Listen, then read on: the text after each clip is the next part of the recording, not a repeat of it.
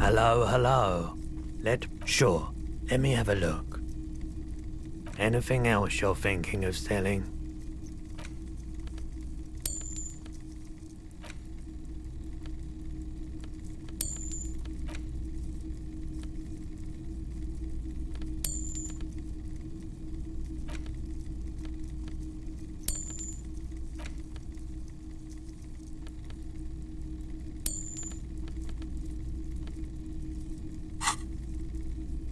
Another time, perhaps.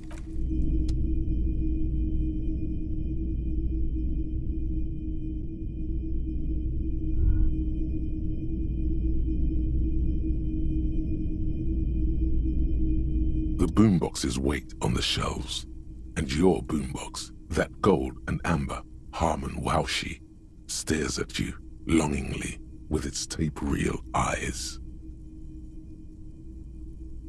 And here you are, quality sound reproduction on the go. It'll play anything, wherever, turn any tape into a conversation of sounds and shapes.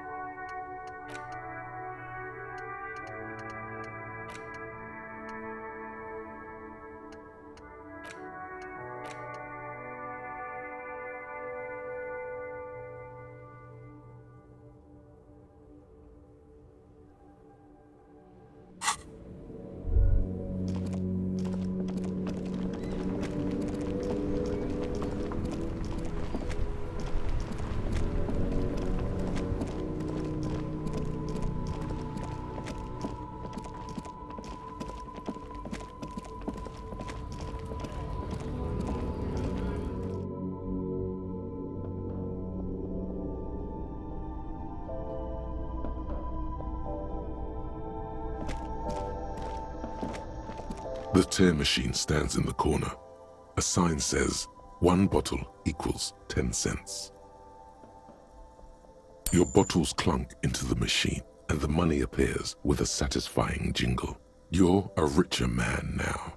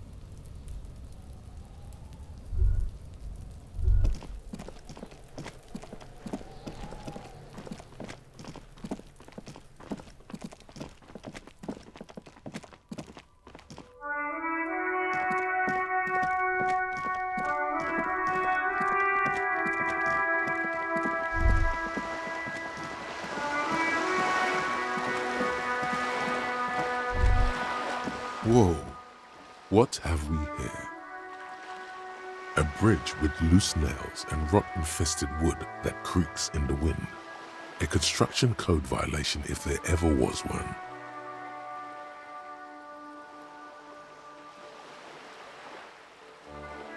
True, they never cleaned up the war damage. The rest of Revachol looks better, though. The bridge is fine enough. Locals use it all the time, after all. It's nothing to worry about. Shall we?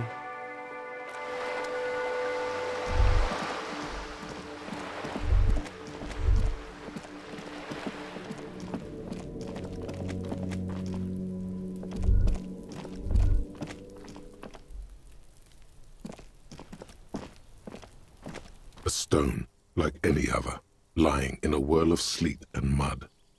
Maybe there's something under it. There's a key beneath it, rusty from the dirt. This must be for the front door. Pity it doesn't have the apartment number on it. This building has hundreds of apartments. We'll just have to go in and see.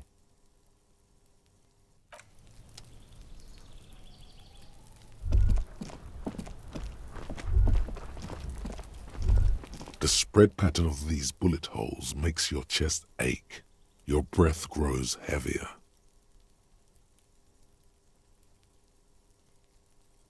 More old bullet holes, half a century at least, from the Revolution. You peer into the faded marks in the stone. They peer back like an endless row of tiny black holes. Sweat starts trickling down your brow. Your chest feels tight looking at them. It's closing in, caving in, ever tighter. Your breathing grows even heavier. You okay there?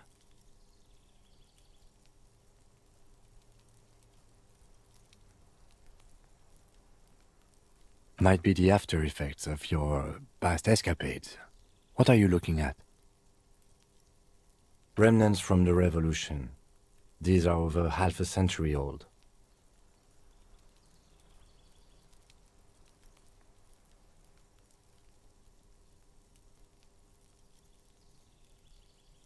Perhaps a crime of a sort ages ago, but no, these do not warrant an investigation.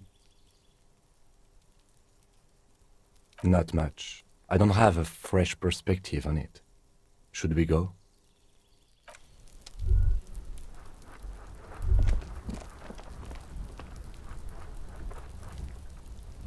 This must be it.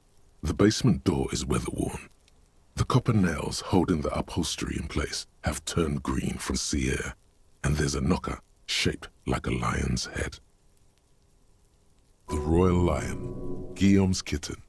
This knocker will last a lifetime and then some. The leather upholstery is worn and rough against your jaw. You don't hear any movement. In fact, it's oddly silent in the yard around you. No birds chirp. You knock silently. The upholstery muffles the sound. No response comes from the apartment. I guess no one is in. Let's be honest. This isn't what I joined the RCM for, but every day tells you something new about yourself. Apparently, working with the local union boss to get info on an investigation is not something I'm squeamish about. If the Merc Tribunal happens before we solve this, we are looking at casualties. What's one unlocked door compared to that? On the other hand, we could just leave and tell Evrart we opened the door. No one seems to be tailing us to see if we actually did it. Yes, presenting a fabrication is known to get results here and there. You took this task. You make the call. The door is right here. You can just open it and be done with this. Besides, if you never open it, you're never gonna find out what's behind the door. You try to be as silent as you can. It takes a bit of rattling of the handle to loosen the bolt. Finally, the door unlocks with a small clack. Thoughts race through your head. The sound of the key turning still echoes in the yard. Hopefully no one heard. Only curiosity could account for stepping over that threshold. Maybe there's treasure in there. A white alligator. A fountain of quicksilver.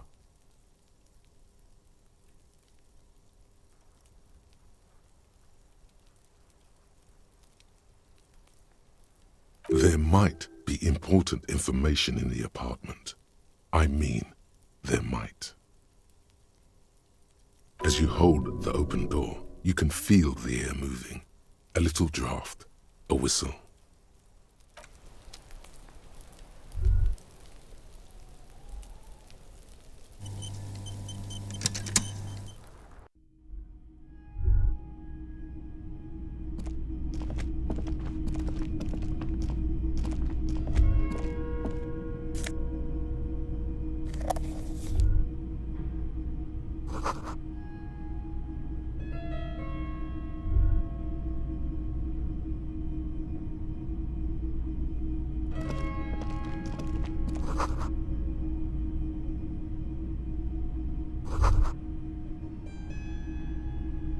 This is the flag of Revachol, the suzerainty.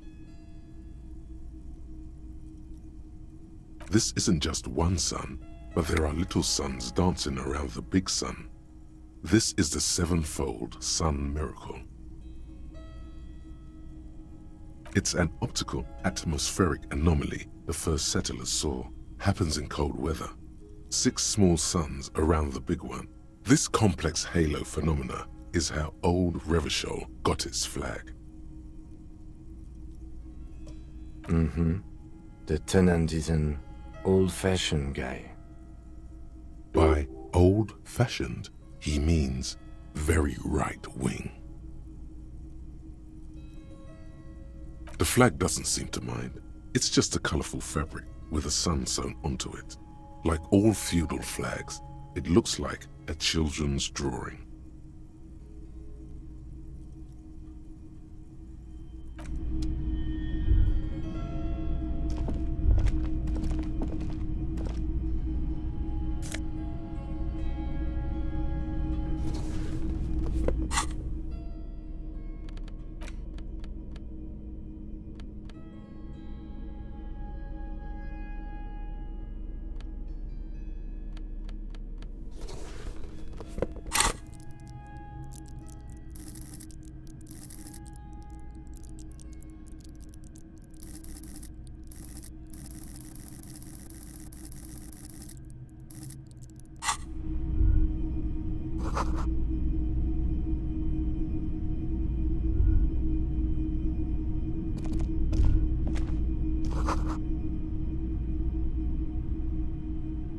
A row of mugs sits on the shelf. Each one depicts a human figure. A dark-skinned woman grinning amidst mysterious symbols. A broad-shouldered man shoveling potatoes, and others.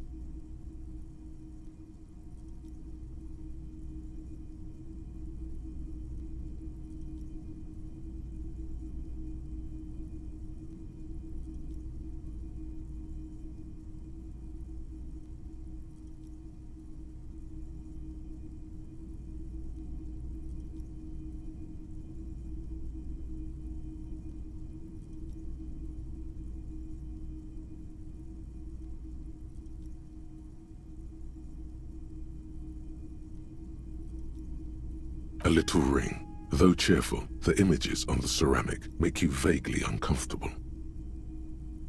The images betray a lack of interest in human beings. They are merely unflattering caricatures. The owner of these mugs doesn't like people of other ethnicities very much.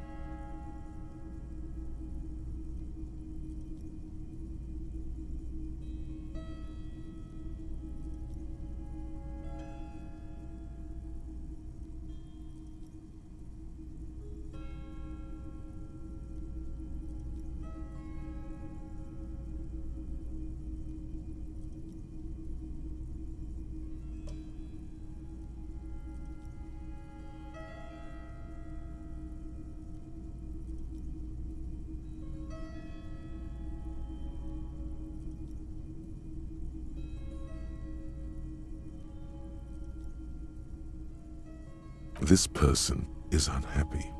The lieutenant picks up one of the mugs, then puts it back down with a look of disdain. I'm beginning to feel better about breaking into this man's apartment. Yes, your broken mug friend would feel very much at home here. The same humor, the same mocking lines. There's the missing tin soldier. Whoever lives here might have used the Whirling's container to dump his trash. And now they've drawn the ire of the Union. The plot thickens, as they say. An interesting little clue. Let's see where this goes. Clues have a way of magically connecting to other clues down the road. Perhaps you should break into apartments more often. Who knows? I'm not expecting too much from this clothes in the trash lead either way. It might turn out to be some random local matter, but still, a nice coincidence. You could ask Everard who this person is once you're done here.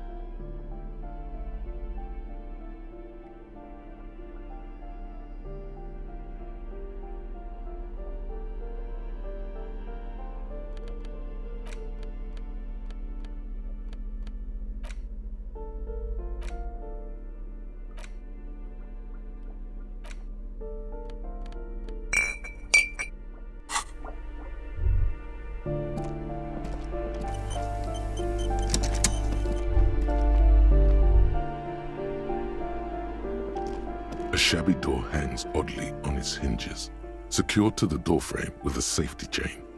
An unpaid energy bill is attached, threatening to cut off the electricity. It's addressed to Mr. Uno Doroita. Your heartbeat quickens, palms go sweaty. The siren of amphetamine is singing you her song. And the place comes with 3 months' worth of utility bills.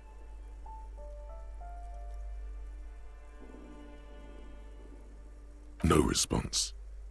The apartment numbers have fallen off the door, leaving the panel with a sticky 1 shaped shadow and a marker drawn 2. You'll need to equip the chain cutters to enter. Snip right through the metal.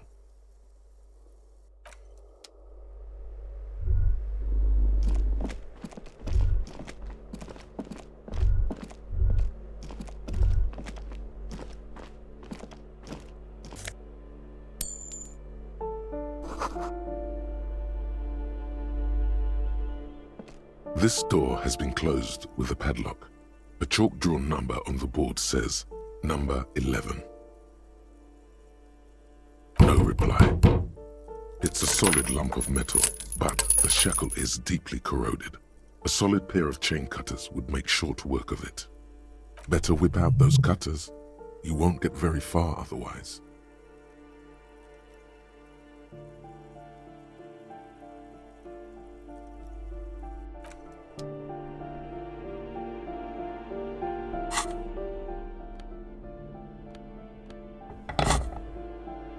This door has been closed with a padlock.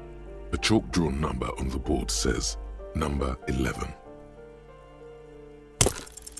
The shackle snaps like a twig, and the lock falls to the floor with a little thud. It should be possible to enter now. After you, detective.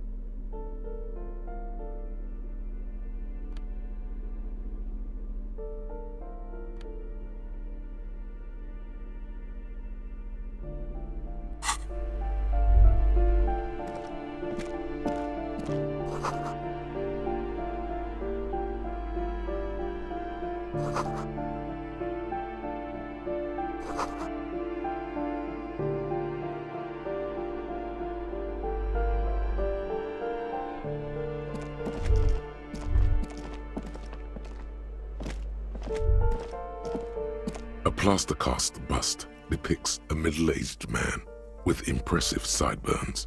The name on the plinth reads, Kraz Mazov. Honestly, he does kind of look like you after all.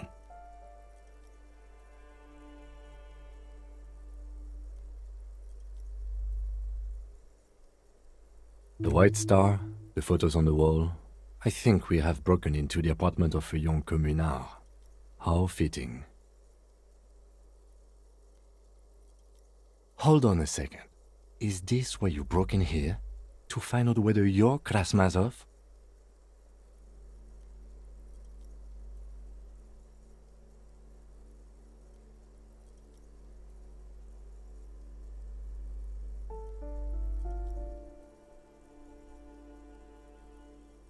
Sure it is. Well, you both do seem to share an affinity for sideburns, but it seems like old Kras here didn't drink nearly as much as you.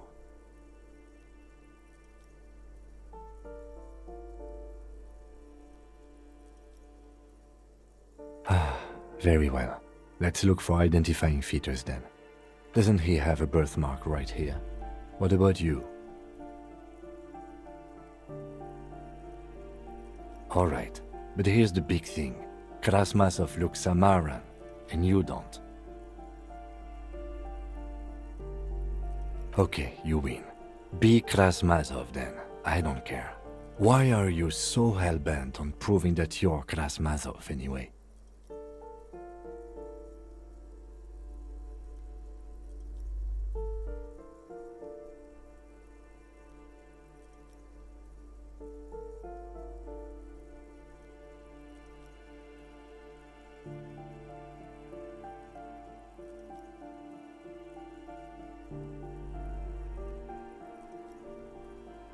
All right, Kras, if you say so. I suspect that's exactly what they're trying to do. There aren't many communists around, not after the revolution. Some youth still keep the ideology going, it seems.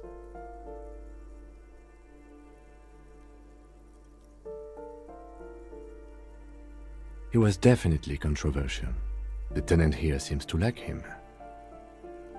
There aren't many communists around, not after the revolution. Some youth still keep the ideology going, it seems. The lieutenant raises a brow.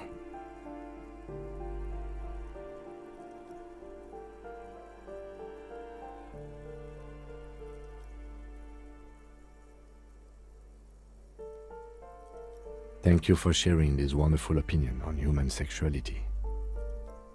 There aren't many communists around, not after the revolution. Some youth still keep the ideology going, it seems.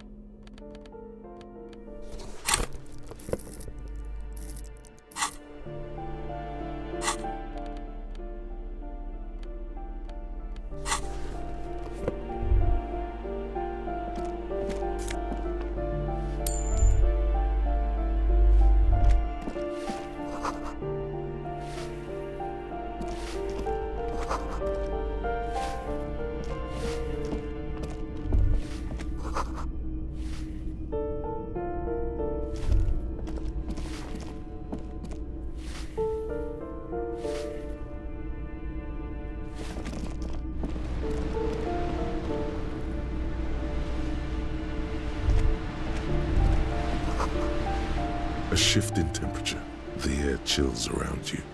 Dust settles on the stony floor. A former architect stands before a slice of window, a room plan in her hand. A cold wave has made the air in the building stand still and frozen, with temperatures falling down to -20 degrees Celsius. Is red from the cold. She's breathing on her fingers, clasping the plan. Traces of sadness are visible in her expression. Faint pencil lines on paper depict the same place, but a missing eastern wall connects the room with the neighboring apartment. Ideas for arranging the furniture have been jotted down. It's clean and empty, with new tapestry embellishing the walls. A standard HB graphite pencil has fallen off a three-legged stool in the middle of the room. She had an eye for beauty.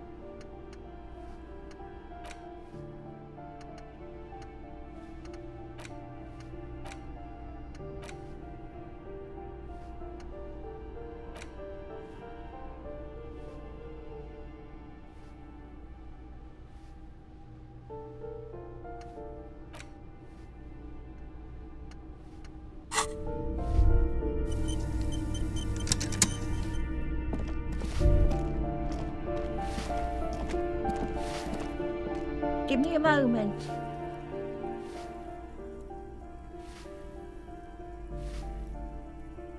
The cold never does any good for my bronchitis.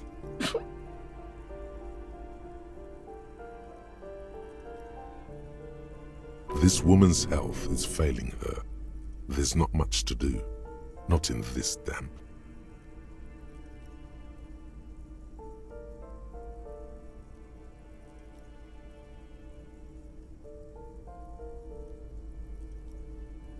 I'm fine. Fine. Don't you worry about me. You're still worried. It's very worrying. Now, what do you want from me, policeman? She's the cleaning lady. She knows the floor plan and the residence. I'm no one. Just an old woman who cleans these hallways. If you can call it living. I have a little room upstairs right next to the coal room. It's barely bigger than a closet, but I don't complain, no. I have my bed and my aching bones to keep me company, and that's all I need from this world. And all she gets, too. The coastal wind beats down hard on the coal room door outside. Splashes of waves make the balcony slippery. She hasn't spoken to anyone for a while. Even her sentences feel rusty.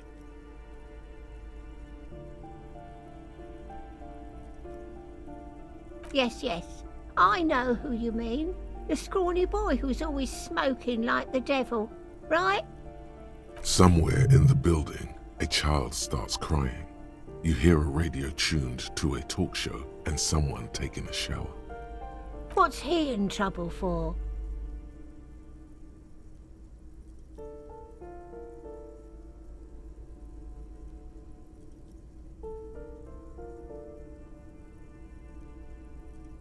Talk?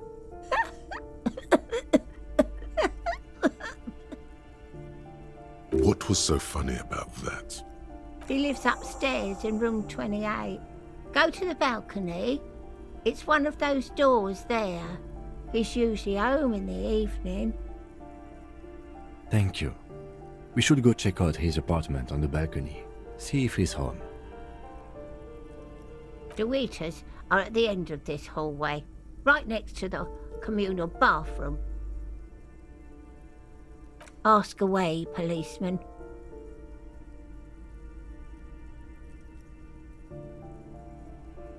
The hell am I supposed to know? Another nut job, I assume. She really doesn't like those nut jobs. Bad blood there. Some lunatic lost his mind. All kinds of morons pass through these halls. With how small these rooms are, wouldn't you want to break the wall down? People come and go. I don't keep an eye on everyone. They probably just moved or died, hopefully somewhere else. Oh, that one is a scientist, a future scholar. I think he studies astrology at the community college. Education's good. I always tell them to study. Something to do with all those stars around his door. He asked me to leave his drawings up on the wall.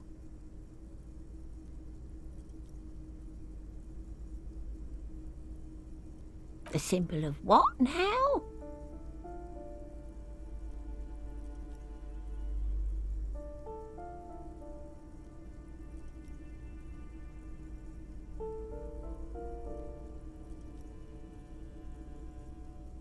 Ah, all I know about politics is that it's brought us more harm than good. I don't want to talk about Deweeters. Addicts, all of them. and sometimes I hear them screaming. They don't like me cleaning behind their door, think I'm listening in on their fights. So she doesn't, not after that one time. There's a that one time here. It didn't get physical. She heard something she doesn't want to hear again. We saw unpaid utility bills. Aren't they going to be evicted? No one likes them in this building. It's only because of the kids they haven't been thrown out. I don't like talking about those people. The artiste?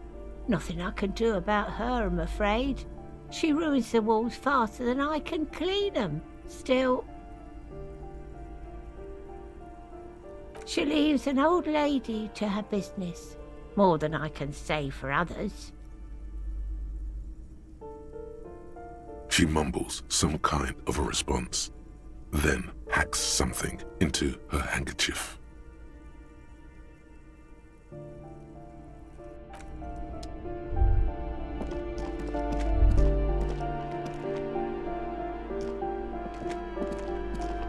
You hear someone walking around inside, rearranging the furniture. The number on the panel says 10. The walking stops abruptly, but no one comes to the door. You can feel tension on the other side.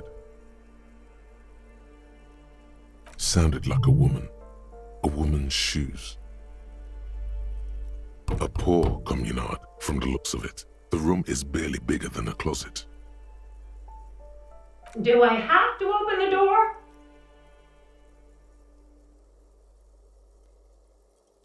Do you have a warrant? I'm not obligated to open the door if you don't have a warrant. Let's go. We don't have a reason to get inside that apartment. It's generally easier to do things if you have literally any reason. A poor communard from the looks of it. The room is barely bigger than a closet.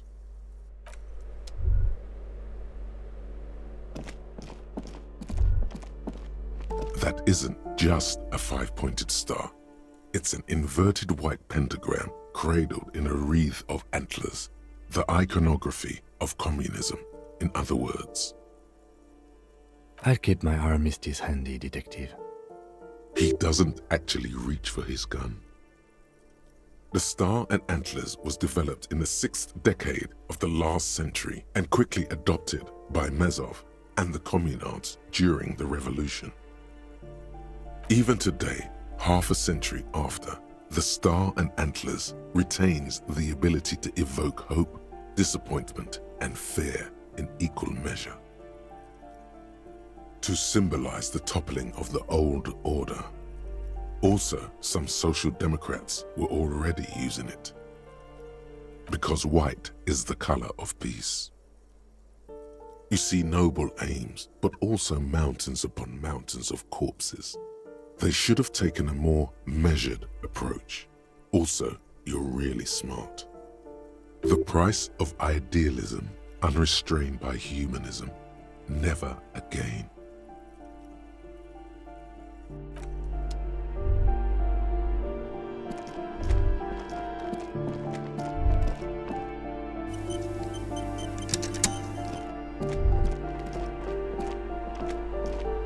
A shabby door hangs oddly on its hinges, secured to the doorframe with a safety chain. An unpaid energy bill is attached, threatening to cut off the electricity. It's addressed to Mr. Uno Doroita. Snip. The cutter goes through them like dead leaves. The links fall to the ground on the other side of the door. Don't let the quiet fool you.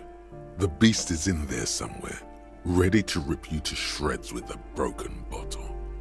I know there's no stopping you, but let's at least make this quick.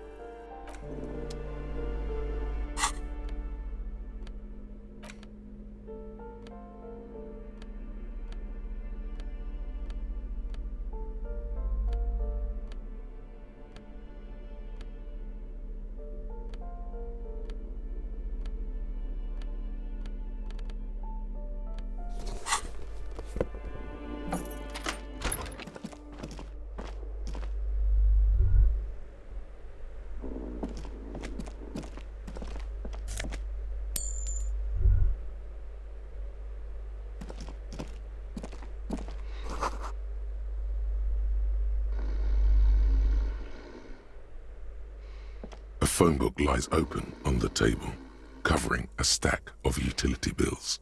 Right next to it, in plain sight, sits a small bottle of amphetamine, conveniently equipped with a straw.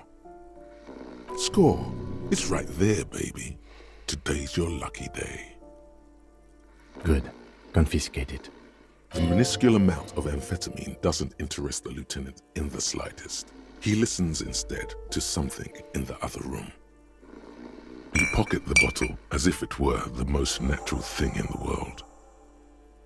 Don't wait. Celebrate. Blast that shit right here. Take inventory of it once this boring table shit is done. Blast it before you face the beast, Deruita. You're going to need the encouragement.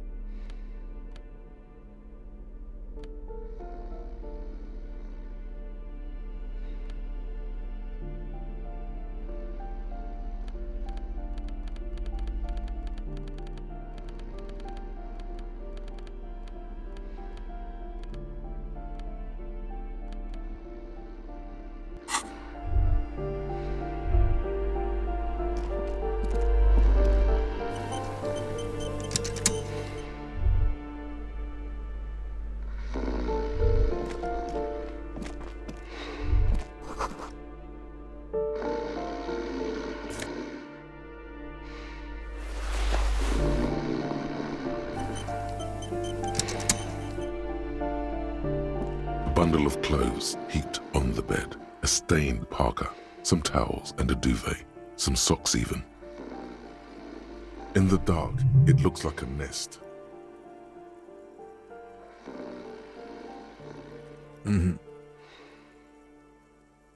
Something underneath there is breathing.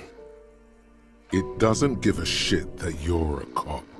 Stop your hand now, or you're gonna die. It's not too late. No one's going to blame you for backing out. You don't have to do this. Just get out. Your hand touches a greasy duvet covered in cigarette burns and ketchup stains. You hear a growl. There is something alive underneath it. It's deep in suffering somehow. You see a 60-year-old, fat, red-headed man passed out from large amounts of alcohol and God knows what else. The smell of shit rises from his mouth. You don't have to take him down. He's already down.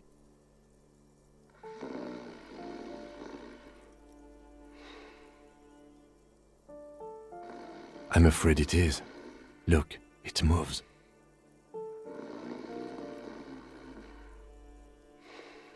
And look, the other foot is camouflaged by a striped sock bearing the name Maxtor on the sole. 3 toes are poking out of a hole. A groan rises from the man's throat, dry like a death rattle. He's trying to say something in his sleep.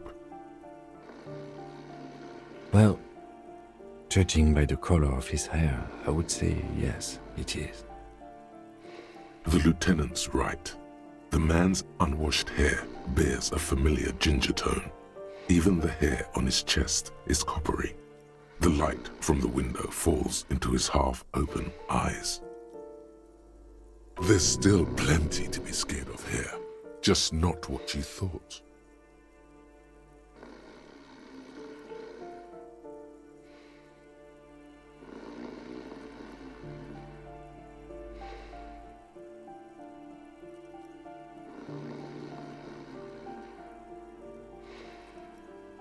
Are you saying a man who looks like Kuno broke into his father's apartment and passed out in his father's bed? This man won't be feeding his family anytime soon. Not that he was, but at least he won't be beating his son. A pair of half-open bug eyes is staring back at you from the dark, empty, and frozen. It's clear that the person behind them is not awake.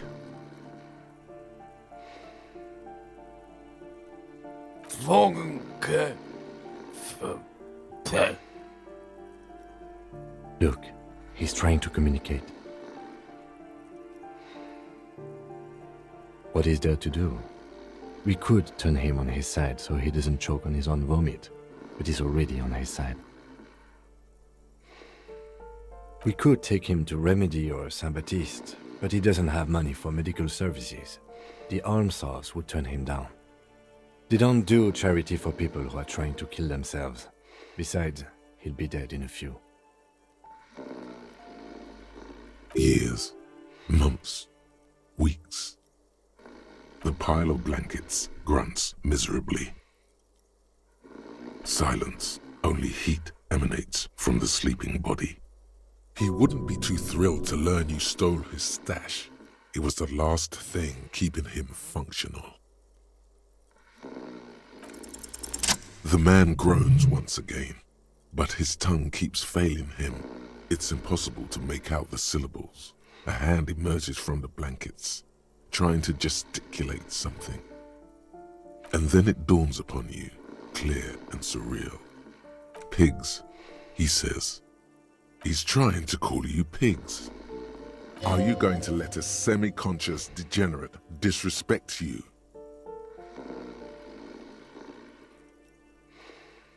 His hand falls back on the bed, limp and defeated. A loud snore escapes his mouth. He's asleep again. At least he got to say his piece.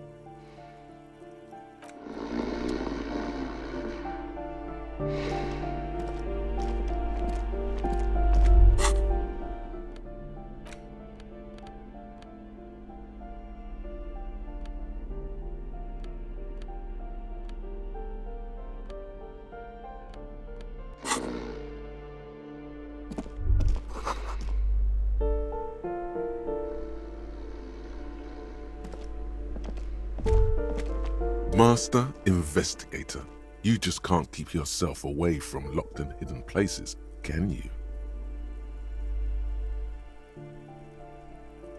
Attaboy, the world's secrets were made for you. They wait patiently for you to uncover them.